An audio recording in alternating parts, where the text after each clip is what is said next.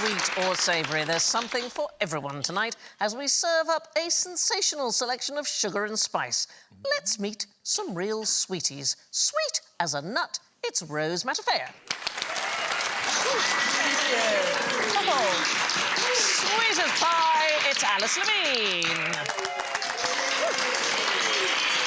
Short and sweet, it's Jason Manford. And you can bet your sweet ass, it's Alan Davis. Let's see if their buzzers are sweet or spicy. Rose goes.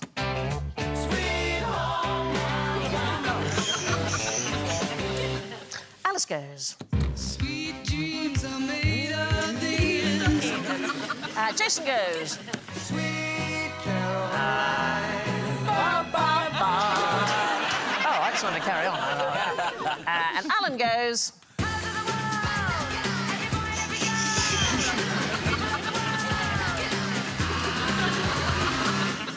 Oh, wow. You all did a dancey thing. I once did a show with... Is she called Mel B? I did a show with her. It's called It depends who you're talking about. Yeah. Anyway, it was charming. What's sticky and well worth stealing? A friggin' nice stick. I don't... Wow! But like a good stick, like the best stick you've ever seen. OK, you said stick. I thought you said something else entirely. Wow. You're not going to avoid... Stick. Stick. A stick. Sorry, I... Stick? Yeah. Wait, hang on. I'm Yeah. having an identity crisis. No, it's fine. No, you said stick. Friggin' nice Did you say stick? I agree that when my son, if we go for a walk, he finds the best sticks, and he will hold on to that stick to a point. My wife won't let them in the house, these sticks, so they've been outside. So he will leave it on the doorstep, and the next morning, when his stick is still there, it's like the PlayStation 5 has been delivered. It's like a box to a kitten, a stick to a kid. Wait till you get they him a love 'em. toy. I know. Ah, there's a bloody forest out there. Help yourself, mate. It's like Toys R Us. It's a Off you go. weapon, it's a friend, it's a companion. Exactly. I love Rose knows. that. Like a stick. She knows. OK. Yeah. I've forgotten what the question was. So sticky and worth stealing. Jam. Sort of. It's kind I'm going to say Post-its, because you don't ever buy that kind of thing, do you? You just steal that from just work. from the 100%. office. Oh, yeah, that's good. That's the problem with the work I do. I never go to an office. Yeah. Stationery stealing. Be a good idea What's that? for a website where you could buy some stuff, but there was a shoplifty corner. That's such a good idea. And if you avoided being detected by a couple of windows and you could get into the shoplifting room, you could nick a couple of things and get away with That's it. such a... Let me write this down. I'm so sorry. Because the fun of nicking something is gone at the moment, isn't Have it? you No one's shoplifted? nicked anything for ages. I've never shoplifted in my entire life, though. Have you shoplifted? Oh, God. Oh, yeah. Really? Oh, Yeah. I haven't. Are you As a kidding? schoolboy, it was an absolute rite of passage. Oh, my God. I remember I had friends who had an aquarium and they'd go in the pet shop and just get weeds out of the fish tank. I stole a Kinder Egg when I was about 13. I felt so guilty that I actually took it back the next day and put it back on the... Alice, have you shoplifted? They should... I think you know the answer to this. I'm Alice. such a goody two-shoes. I haven't. But So the three women have not shoplifted. I'm just Yeah. putting it out there. Rose has committed many crimes. I committed fraud. I've been to jail for fraud, but that's a clever one. Were you the person at school who got other people to nick stuff for you? 100%. We had people like that. A real Go racket. in there and get me something. Or if you don't, I'm going to beat the Rose crap went out of straight you. for Ponzi scheme. $200 billion Ponzi. 100%. OK, so we are going for something sticky, but it's something you could put on pancakes. Oh, syrup. Maple syrup? Maple syrup. So, over several months, from 2011 to 2012, there was a group of thieves, and they stole 3,000 tonnes of maple syrup from Canada's global syrup reserves, aren't we? Who's not glad that those exist, right? Oh, my God. It became known, and I love this title, the Great Maple Syrup Heist. Good I know. Good name. Does what it says on the tin. What should we literally. call it? Yeah. Incredible. No, exactly. I feel like there have been other heists, but they just stole a sachet or something. no, so When does it become a heist? When it's enormously valuable. This is the most valuable heist in the whole of Canadian history. So Canada produces 80% of the world's maple syrup. 90% of that comes from Quebec alone, and they have a strategic reserve of about 160,000 or more barrels, which are worth $1,800 each. OK, it's quite a lot of money. And this is controlled by a group called the Federation of Quebec Maple Syrup Producers, the FPAQ. Great bunch of lads. I know, such fun at parties. They sound like a laugh. And they keep control of the supply. And the reserve is only checked once a year. So the thieves went into the place, and what they did was they systematically removed some barrels, temporarily replaced them with empty ones, siphoned out the syrup, refilled them with water and replaced them. Perfect crime, OK? Because nobody knew until a syrup inspector, I mean, the job of dreams, I think. Wow, isn't it? A syrup inspector went and had a look, climbed on a stack of barrels and nearly fell because of the empty ones weren't strong enough to take his weight. And he raised the alarm, and in total 9,000 or more barrels had been emptied of maple syrup, worth $18 million. Ring the alarm bell. When is Guy Ritchie going to make that film? I know. I want to see Jason Statham doing a Canadian accent. Yeah. Floating in a tank of syrup. It's thought, apart from the money, that the crime was motivated partly by bad feelings towards the FPAQ, the people in control. Yes. And low blood sugar, probably, because have you ever been hungry? Yeah. When I've got food mood, I just have to eat there and then. Like most of these crimes, there came a point where they should have just stopped. Yeah. If we steal any more syrup, someone's going to notice. They're going to know when they climb on the barrels. Let's stop at 1,000 barrels. What are we like? No. Are we greedy people? What a quote with most crimes. There's a point where you should stop. Where does maple syrup come from? Maple tree? It's called the sugar maple. Ah. And Quebec is currently the world leader. Isn't nature amazing? Look at Yeah. that. They've got... Look, they grow with a bucket on the bucket, side they're ready They're for you. milking trees. It's like they want you to have it. Do you not think he looks like he's in I a don't know what he thinks he looks like. He thinks he's in a catalogue. man from CNA? I do suddenly want to buy some overalls for some reason. Dungarees is the way forward. It is actually very interesting. I've been when they tap the sap. It usually starts running in about March because the warmer temperature makes pressure inside the tree increase, so the sap, which is basically just sugar and water, is squeezed, how can I put this nicely, out of any open orifice. And it takes 40 gallons of the sap to make 1 gallon of syrup. Oh, my God. So it's a lot. But it's not a European invention. It was made in the Americas long before the Europeans turned up, usually by women from what we call the First Nation tribes who tapped the sap and then they collected firewood and boiled the sap to make spirit. Sounds like a Danny Dyer game show. It does, yeah. Tap the sap! Ladies and gentlemen, let's tap the sap. Tap the sap! Come on! Here comes a bucket. He doesn't know the rules of it. In his ear. Shout tap the sap, Danny. In which direction? Any way you like. We've got you covered. Maple tapping not limited to humans, so squirrels have been seen systematically biting... Stuck to trees. What's happened? They never know their limit. Oh, my gosh, me nuts are stuck! Sorry, Sandy, I went No, too far. I'm trying to think where to go from sticky nuts. The bathroom. Yeah, they systematically bite into maple trees to allow the sap to flow. But here's the really clever thing. They don't just lap it up there and then go, yay, I got the sap to flow. They leave it and return so that once the water is evaporated, there's a higher concentration of the sugary sap. Clever. Thanks, squirrels. Isn't that Clever. great? Clever. Yeah, squirrel. lovely. Yeah, it's really... I thought, good on you. Team players. I know. Explain to me how adult licorice works. All licorice is adult licorice because only adults like licorice. Correct. Yeah. And I think sometimes mums pretend to like it just so there's something in the house that nobody else is going to eat. OK, you've never been to Scandinavia. We just all love I love licorice. And we are going to try some, OK? The thing that makes it adult is that it is extremely salty. The flavour comes from ammonium chloride, which the Finnish people called samjaki, OK?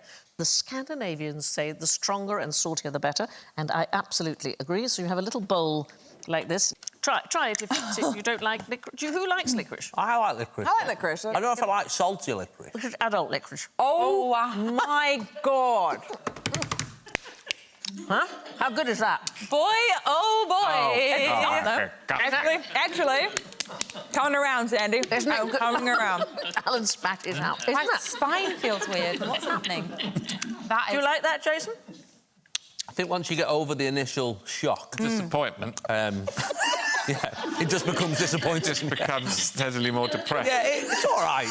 There are health implications. Oh, really? Thanks for telling us now. I made the right call. Too much ammonium chloride is bad for you, and so the European Union wanted to set the cap at 0.3%. But licorice is like 10 times that much, salty licorice. And there was a genuine fear that the people of Scandinavia, the Finns in particular, would leave the EU if they messed with their licorice. Oh, God. You know, a Sammy exit. Yeah. So an exemption was made for sweets and ice cream. It just has to say adult licorice, not licorice for children on it. Do you have to have ID to get it? I don't think you need to worry about children accidentally eating this. I mean... No. It's incredibly resistant to saliva. Yeah. That's a good quality in a man, I think. Be a good thing to put in a personal ad. Oh, my God. Wanted, man, incredibly resistant to saliva. Oh, God. Able to tolerate adult licorice.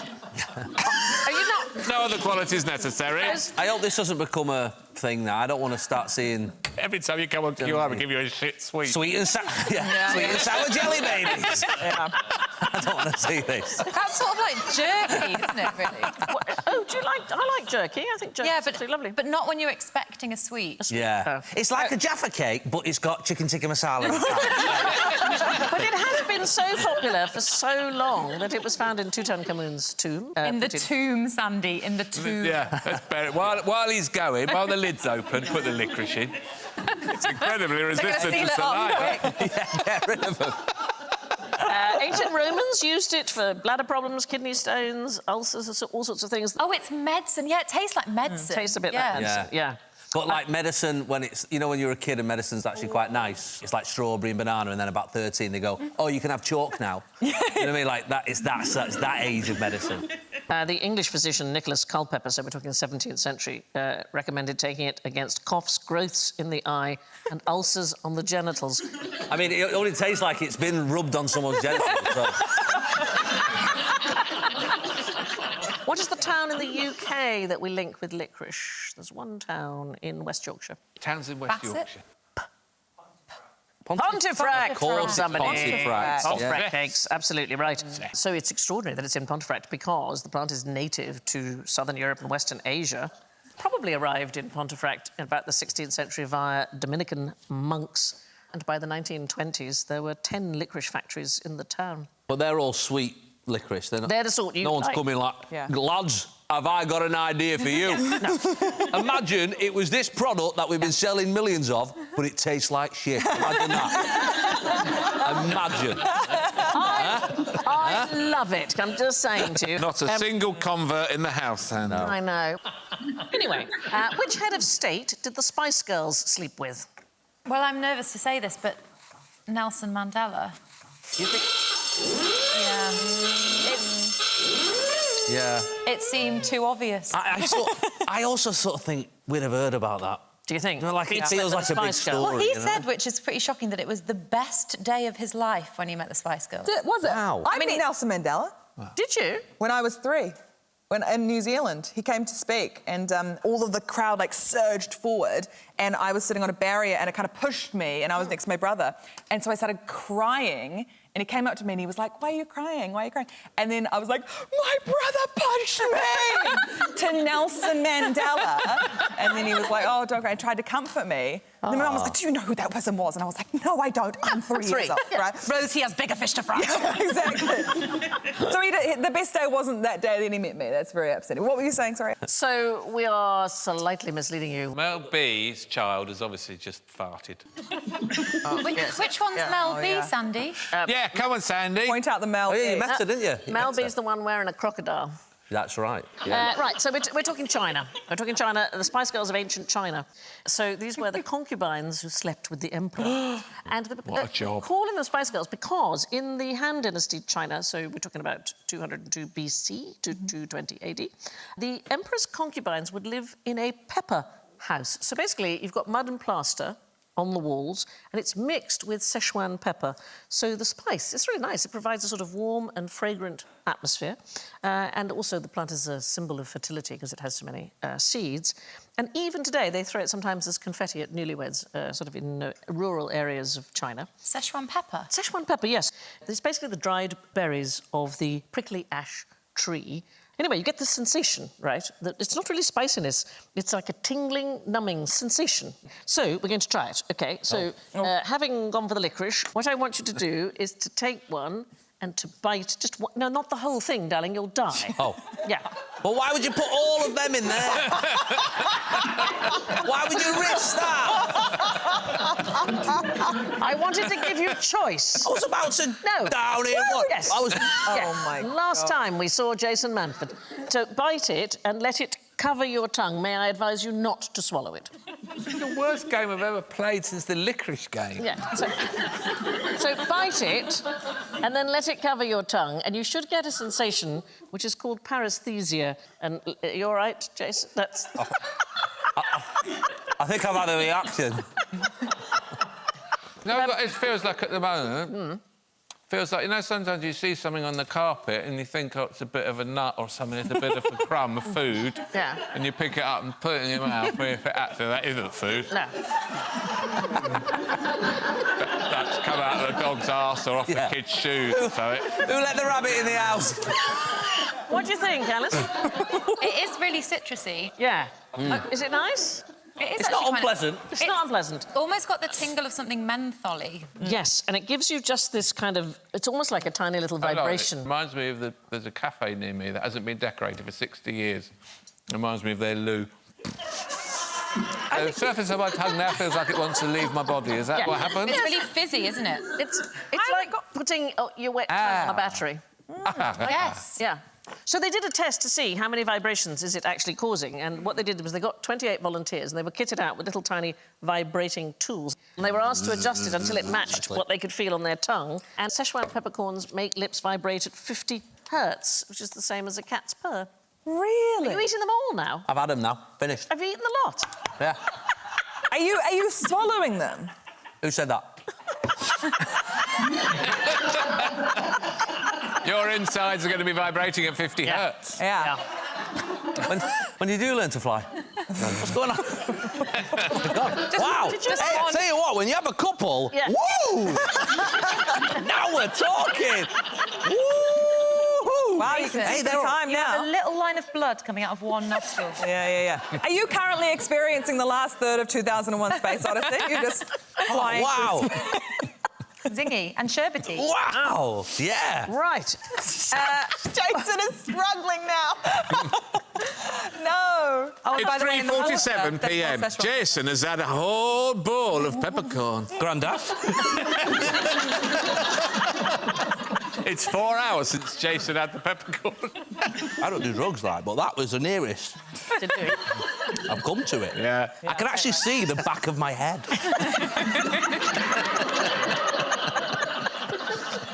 New question. What did the original Peter Piper pick? I simply... pepper. Pumpkin. Oh! Not pepper. What else? Pumpkin. Pumpkin. Pumpkin. Do they have pumpkin in New Zealand? Is that a thing? They're pumpkin in New Zealand, yes, but also weirdly in New Zealand we eat pumpkin, and apparently here you guys feed them to pigs. You're from England, I assume. Certainly. Do you eat pumpkin? No. Why not? I've got too many pigs to feed.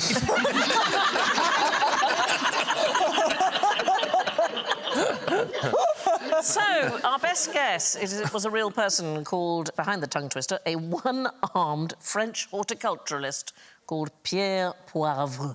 And it's a really interesting story. So we're talking 18th century. So he began his travels as a mission... You're right. Yeah, I'm fine, yeah. Sweating. I'm just thinking of all the mistakes I've made in my life. You appear to be having the menopause. I'm having everybody's menopause. Yeah. Why did you give him a little bowl of ayahuasca? Yeah.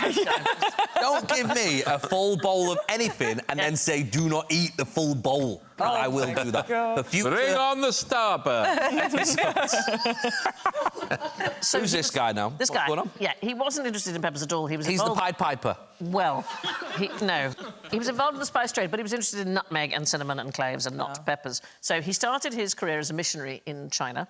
I don't know what happened. He was wrongfully arrested as soon as he arrived. Who knows? Been there, buddy. I know. So he Rose, taught... you know. I like this. He taught himself Chinese to defend himself in court. And when the mission ended, he sailed back to France, but there was a skirmish with a British ship and he lost an arm to a cannonball. You And know. we've all been there. Worst holiday ever. Yeah. Had to rest up in Indonesia.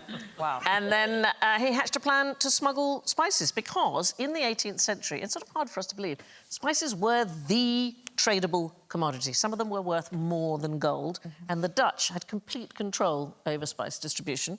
They went to extreme measures to make sure they had this monopoly. So, for example, they'd get nutmeg seeds and they'd douse them in lime before they exported them so that they wouldn't sprout, so that you couldn't grow your own. And smuggling seeds was a crime punishable by death. But he transported more than 3,000 plants into Mauritius and Seychelles and Réunion and began growing them. It's one of the reasons why we have spices that we can trade so easily today. Because nutmeg was used, wasn't it, to preserve meat on ship? Yeah, I mean, spices were really important. And I know a little bit about this because I went to the island of Banda in Indonesia, which was exchanged for what is now the island of Manhattan in a property swap. Is that David Jason? That's him. That's Peter. Spit him in. That's Peter without either arm, frankly. I've got loads of nutmeg. Yes, come in. Have you seen those videos of the cinnamon challenge? You know, when people have a teaspoon of cinnamon, because you can't swallow a teaspoon of cinnamon. And I think it works with nutmeg as well. They are incredibly resistant. But the arrogance. That's the one thing about them. Deeply resistant to saliva. But you have to be careful with nutmeg because it contains a compound called myristicin, and it can cause hallucinations. It's profoundly untrustworthy. It can cause hallucinations in high doses. Really? So it's a really, really bad idea. Jason. Where's Jason? He's on a bad nutmeg trip. No, you can get all sorts of side effects. You can get anxiety and fear and sort of hostility and a feeling. I think I might have been on nutmeg my whole life. I did nutmeg a Glastonbury. It was crazy. So the nursery rhyme that we were talking about at the very beginning, darling, that was very first published in 1813 in Peter Piper's Practical Principles of Plain and Perfect Pronunciation. And it has a tongue twister for every single letter of the alphabet. So here is the one that we think is based on this character, Pierre Poivre. But this is the S series, so we've got the rhyme for S. Who wants to try? Do it. Do it? Jason, go for it. Sammy Smelly smelt a smell of small coal. Did Sammy Smelly smell a smell of small coal? If Sammy Smelly smelt a smell of small coal, where's the smell of small coal Sammy Smelly smelt? Well, I'm having the same sort of surge of rage that I used to have when one of my siblings would get praised for doing a simple task. Yeah. We also have... No, all right. it's amazing. No, I haven't been asked to do it. What are you clapping that for? He's just read it. all right. Hey, all right, Billy Big Balls, you have a go. Yeah, go on then. Sammy Smelly smell a smell of small coal. It's on the bloody screen. All of it. I had to do all of Sammy it. Smelly smell a smell of small coal. If Sammy Smelly smell a smell of small coal, where's the smell of small coal Sammy Smelly smelled? Did do it faster. I don't want applause. It's reading. Well done, Alex. No, that's terribly impressive, darling. Well my done. God. Do you know what small coal is? No, and care not. Anybody? I imagine it's tiny coal. It is. For a tiny fire in a tiny house. It's what they used to call slack. It's coal about the size of hazelnuts. It's to start the fire. But I'm terribly impressed with your articulation. Peter Pepper nicked a nugget of nibbly nutmeg. What makes my ice cream taste... Some of those words began with the same letter. There's 40 years in the business. 40 years to achieve this. That's craft. That's stagecraft right there. That is stagecraft. That took my breath away. Extraordinary. The same letter at the beginning of the word. Thank you, darling. It is 40 years. What makes my ice cream taste like shit? Maybe it's your bad attitude, Sandy. Maybe you put in licorice in it. Maybe you did.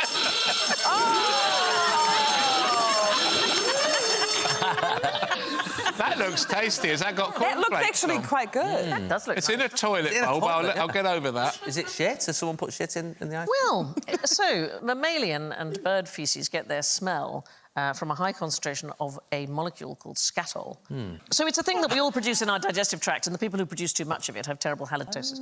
Anyway, at very low concentrations, it has a sort of sweet floral aroma, like, I don't know, orange blossom or jasmine or something. And so it's used in the ice cream industry as a flavour enhancer.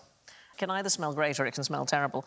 It's also used in perfumes. Yeah, but your own farts. Yeah, it's used in perfumes and colognes as well, flavouring in cigarettes. The name is the Greek for dung. Anybody heard of something called castoreum? It's taken from the glands found near the rear ends of beavers. Oh. But it gives depth to vanilla and strawberry flavour. I'm sure. Rear end of a beaver? Yes, I know. Isn't that the beaver? The beaver's Is it a beaver's beaver? Yeah. Thinking This strawberry ice cream is lacking something. A bit of beaver. Give me a beaver. Yeah. A bit of beaver's beaver. Turn it around, turn it around. This is the bit I'm interested in. Now, this will be some interesting ice cream. It's got a bit of a beaver gland in it. Hello, walls. Do I have the solution for you? In Sweden, there is a drink, it's actually rare to find it these days, called bäverhöjt, and it's a liqueur flavoured with castoreum. It was traditionally drunk by beaver trappers. Again, a job I hadn't thought of. Anybody? What's that approaching? Anybody? What is that? Oh, Mum, can I have a pound? What is it? It's the ice cream van. It's the ice cream van! Sorry, no, I've got to say, that is the most terrifying soundscape of an ice cream That's van what it I used have to heard. be. So in the UK, what would happen is if you just got out of prison, you were allowed to be an ice cream man. And it was the only way you were legally allowed near children. Wow. Yeah, that was how it used to work. And so they would have that music. Yep. It was actually supposed to be a warning, but weirdly, we all lined up and we waited to meet the weirdo giving us ice cream. It was brilliant. Do they not have ice cream vans in New Zealand? No, they absolutely do, but not with that child catcher-esque sort of doomful, like... Yeah, what's it? Do you know what the tune is? Green sleeves. Yes, so why do ice cream vans play green sleeves so much? It's a banger. Yeah, I don't know. Yeah. It's something to do with Henry VIII, it must be. It is to do with... He invented ice cream. No, ice cream was invented about 200 years after he passed. Henry VIII never had ice cream. No, he probably knew would've- that he hadn't had ice cream. Yeah, he'd be so behead cross. someone. Yeah, You mean I haven't had ice cream? It hasn't been going on? invented. Kill someone! So we're going back to 1958, and there was a man called Dominic Facchino, and he'd been to the United States and seen ice cream trucks, and he thought it was marvellous, and so he decided to start his own venture. He started it in Birmingham, the Mr. Whippy ice cream van. Oh. Mr. Whippy, we got Mr. Whippy in Mr. New Whippy. Zealand, yeah? Yeah. And he Agreed chose with it because he was a huge fan of Henry VIII, and the king was credited with composing the tune. He didn't. He didn't compose it at all. I wrote that. Yeah, that's not him. OK, sir. Yeah, all right, so yes. The real composer's in the tower. I've got an idea for a very, very cold, fruity dessert as well, in the tower. Yeah, go. And another nod to Henry is Mr. Whippy's hat, which Facchino intended to be based on a Tudor hat. So if you look at... Told you, No straight out of prison. Yeah. My friend's mum used to tell her that when the music was playing, it meant they'd run out of ice cream. A Yeah, common that's a rule. classic. Yeah, but it works. It does. I mean, you wouldn't bother, would you, running down the street after it? It means I haven't got any. When I was a kid, there was two ice cream vans. There was Mr. Whippy and there was Meskies. And my dad, who's a staunch sort of socialist, verging on communist, to be fair, said we weren't allowed Mr. Whippies because Margaret Thatcher was part of the scientific team who created Mr. Whippy. Mr. Whippy ice cream. And he disliked her so much, we weren't allowed Mr. Whippy ice cream. They always have, like, bootleg cartoons painted on them, don't they, Yes, ice cream yeah. vans? Yeah. And you think, if Disney just chased them down, they wouldn't really need to make any other money if you were just No. like, that dodgy-looking goofy on the back of there. No, we can make millions from suing you, we're getting it. So the question is, why don't ice cream trucks update their soundtrack? Why do they not have, like, a Spotify playlist or something? Copyright, innit? You Yeah. don't want Ed Sheeran suing Mr. Whippy. Surely- Would we surely choose? We Green- love them both. Green sleeves is surely out of copyright. Yeah, Do it- that's one of the reasons. One of the reasons is Yeah. that it's Yeah. cheaper. The Well, older it's tunes just are... unmistakably an ice cream. That's the other thing, darling, is that Sure. people know what's coming. It's not just some car with their window down playing loud music. Beginning of lockdown, I read that Greg's the baker were going to do home deliveries, and when I got excited because I love a pasty from there, but I slowly realised that what they meant was like on one of these apps, like the delivery apps, Yeah. not. I thought it was like a Greg's van, like an ice cream van. up. And it was just, and you would just be like sat in your living room, and then you would hear the Greg's van music playing, and you'd run to your wife, "Can I have a pound of Greg's van's here?" And she'd be like, "I've got pasties in the freezer." You're like, "You're not the same." But unfortunately, that's You've not got business. that they've done. pasties in the freezer. Yeah, they sell them at Iceland. Look, I'm not going to keep plugging these things. I feel so sorry for your children. Come in from a long day of playing with sticks, and they can have an ice cream. No, you can lick a frozen pasty like your dad.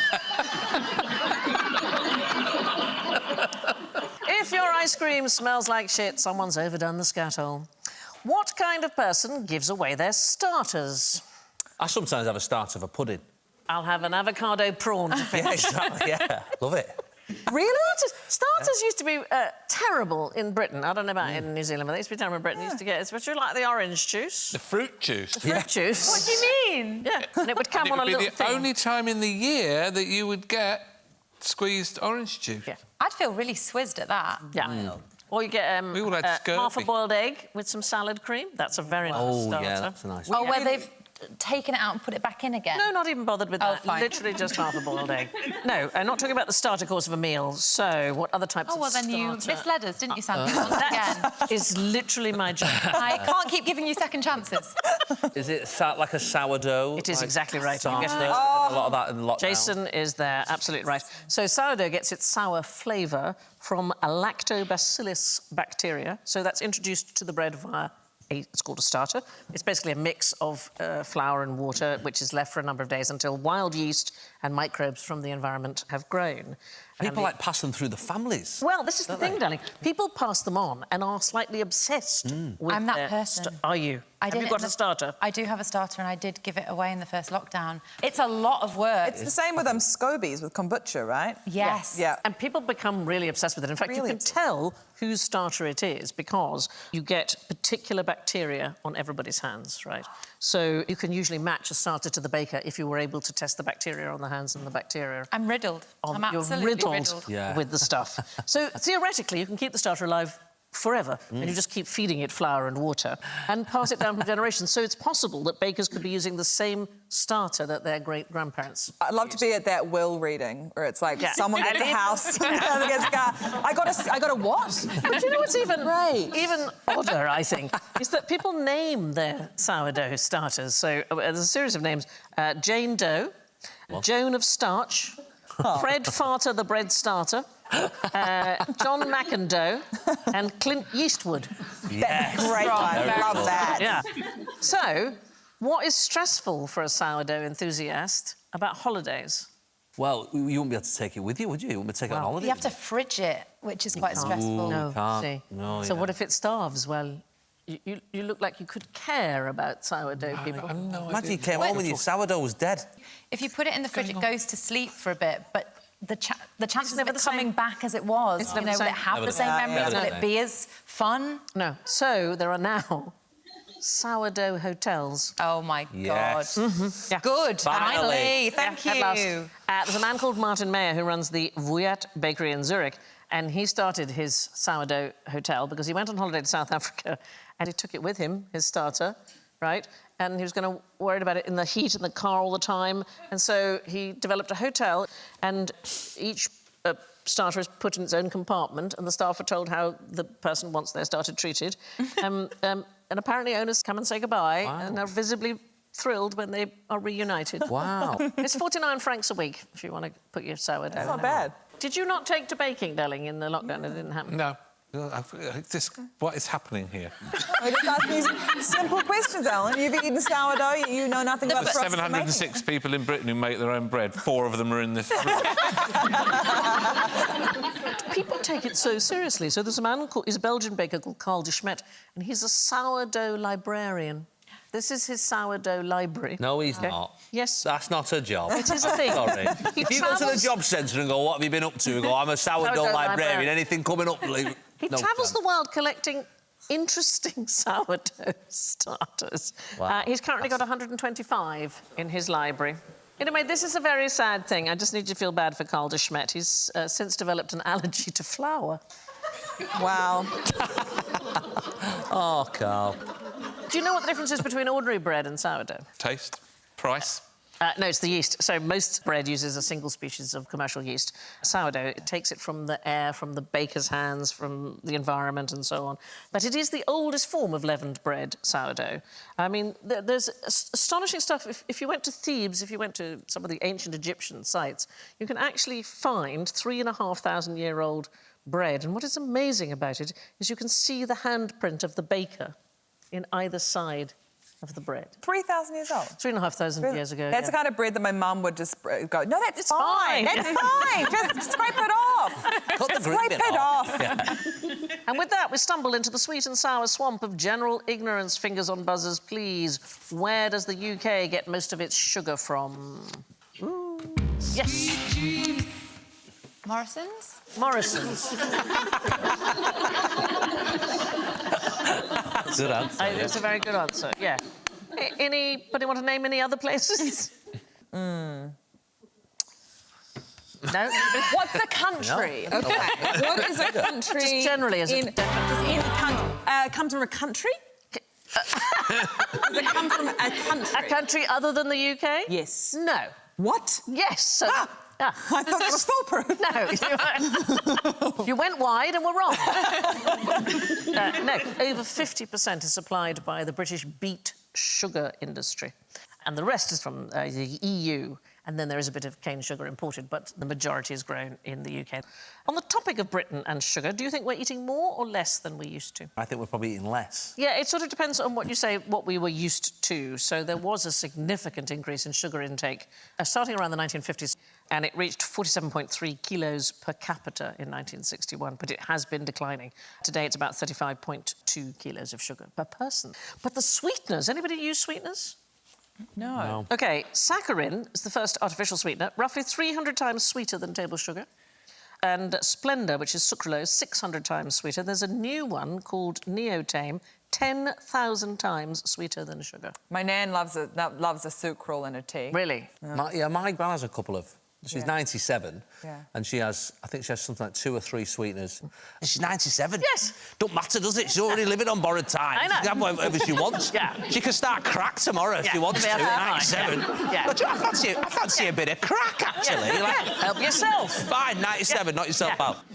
Most British sugar is homegrown. What did William Wrigley Jr. start a company for? Is chewing gum? I was totally going to say that. I'm so glad. Alan. Chewing gum was a kind of accidental byproduct or something, wasn't it, that they were trying to make? Well, chewing gum has been around for thousands of years because people chewed on birch sap and all kinds of bits. He actually started a company selling soap in 1891, but he believed, he had a philosophy, everybody likes something extra for nothing. So he started offering baking powder as a promotional item, and that was such a success, he just went straight to baking powder. And then chewing gum became his freebie. And soon, the chewing gum was more popular than anything else. And by 1892, he was just selling chewing gum, and these favourites, Juicy Fruit and Spearmint there, 1893, they had become the absolute favourites that they, I think, still are. That's incredible that the branding is pretty much Hasn't the same. really changed, has it? Not really. By 1909, Wrigley Spearmint was the best-selling gum in the US. And he did this brilliant thing. He collected all the addresses from American phone books and sent a packet to every single home, and then everybody knew about Wrigley's, and the rest is history. But to talk about people chewing gum forever, in 2019, scientists at the University of Copenhagen they managed, this is astonishing, they managed to sequence a complete genome of a human being based on the saliva from a discarded piece of chewing gum, which was 5,000 years old. Wow. It came from the island of Lolland. Lolland is just south of Copenhagen. And so they named this girl who had eaten this piece of chewing gum, Lola. They called her after Lolland. And they deduced from this one piece of gum that she was lactose intolerant, she suffered from gum disease, she had blue eyes, dark skin, dark hair, and had recently eaten a meal of duck with hazelnuts from that one piece of gum. Wow. Do you not think that's a... And she wasn't brought up right if she stuck that under a bus seat. Was not right. That's amazing. But I just think that's incredible. That's so cool. Absolutely That's phenomenal, wow. It's very cool. In a bed, there's an artist's impression of what we know about her. Can you name any South American countries due south of Mexico? Brazil? It's going to be none of them, is it? Argentina. What is it? There aren't any? Chile. I could do this all day. What do you reckon, Alan? Well, it feels like there can't be any then. There aren't. The OK. whole... Must be twisted around. Yeah, so when you look at the map, the whole of the South American mainland is east of Mexico. Indeed, 99% of it is east of Florida. The only exception is Easter Island, which does politically belong to Chile. So you could have said Chile and we wouldn't have... Did actually say Did you say Chile? Yeah, so scrub that. Yeah. I was right. Sorry.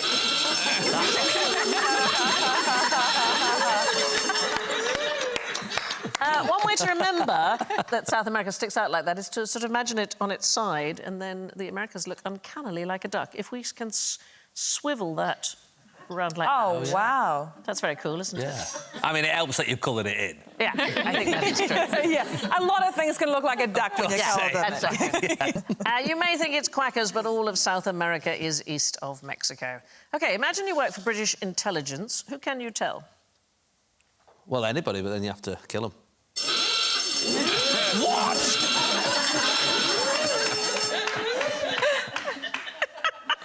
Wow. Are you in my head now?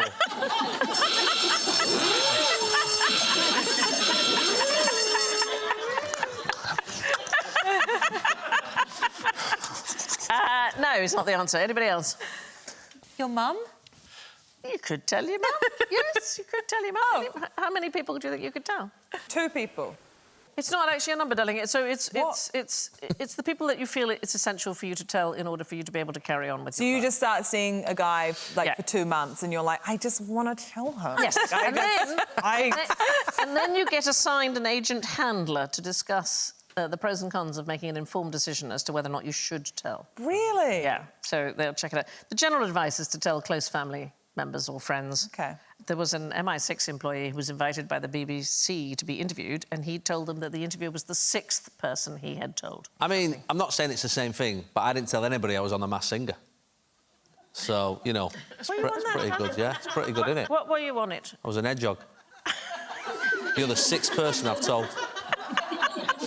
And now she has to die. I didn't even tell my daughter, and on the night of the final, when it was happening, she was watching it at her friends, and all her friends were going, "That's your daddy," and she was going, "I think I would know if my dad was on a TV show." And she came off, she was livid. Was it stressful not to tell anyone? No, it's great fun. The only time it backfired was I was on the phone to Alfie Bow, who's, you know, a brilliant opera singer, a good friend of mine, and I said, "Oh, have you been watching this Masked Singer?" And he said, "Yeah, every Saturday night I keep getting loads of tweets off people saying, 'Are you the hedgehog?' So I thought, I'll watch it, see what everyone's going on about." And I watched this hedgehog singing, and I thought to myself, I'm not that shit at singing, am I? Oh. And I was on the phone to him. I was like, "Yeah, well, maybe the costume's really heavy or something." That's very good.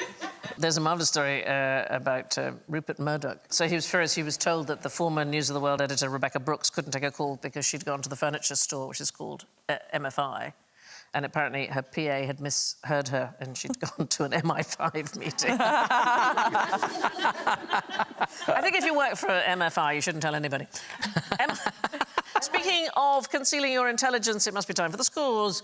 In last place, as useful as a chocolate teapot with -28, it's Alice! Scoring some brownie points in third with -24, it's Alan! A super sugar daddy in second with -20, it's Jason! I'll take that. Second will do me. Wow. And one smart cookie in first place with -19, it's Rose! How that happened? No, it's not. That's all from us tonight. My thanks to Alice, Jason, Rose and Alan. I leave you with this savoury sign-off. If it looks like a duck, walks like a duck, talks like a duck, probably needs a little bit more time in the oven. Good night.